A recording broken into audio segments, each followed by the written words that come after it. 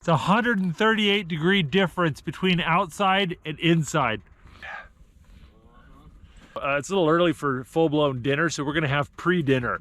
And we're gonna do a traditional Swiss camping food called raclette. Raclette? Raclette. Raclette. Raclette. Raclette. Raclette. Okay, it's pronounced raclette, but basically it's broiled cheese on potatoes and bread. You can use raclette, or Gruyere, or maybe even Gouda.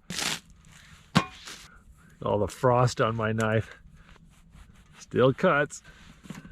I'd put some olive oil and salt on some potatoes here. We got the cheese, potatoes, and breads underneath the stove. Let's see what happens. Oh, look at that. Oh, that smells amazing. Bread is just perfectly toasted. Oh.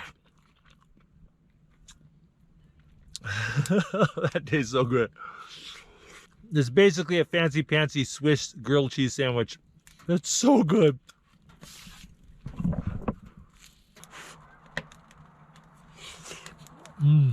That is so warm and tasty. This raclette is so good. I almost forgot I got some salami to go with it.